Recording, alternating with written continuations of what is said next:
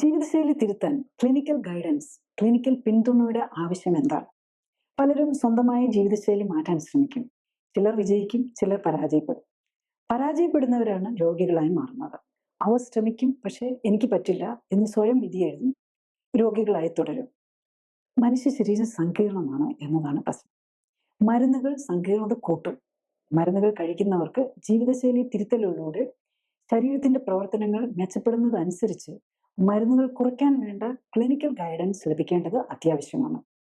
ഓരോ രോഗവും, ഓരോ ജീവിതശൈലി വ്യതിയാനവും ഓരോ വ്യക്തിയിലും വ്യത്യസ്തമായി പെരുമാറുന്നു. വിവിധ ഘട്ടങ്ങളിൽ പഞ്ചസാരയുടെ അളവ് വ്യത്യസ്തമായി പെരുമാറുന്നു. ഇൻഫ്ലമേഷൻ അനുസരിച്ച് ഫാറ്റി ലിവർ വ്യത്യസ്തമായി പെരുമാറുന്നു.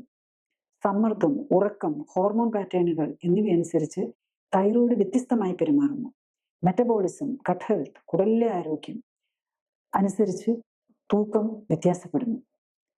ശാസ്ത്രീയമായ വിലയിരുത്തലില്ലാതെ ആളുകൾ പലപ്പോഴും തെറ്റായ മാറ്റങ്ങൾ വരുത്താൻ ശ്രമിക്കുന്നു, എന്നിട്ട് പരാജയപ്പെട്ടതിന് സ്വയം പഴിക്കുന്നു. കൂടുതൽ അറിയാൻ ലിങ്ക് ക്ലിക്ക് ചെയ്യുക.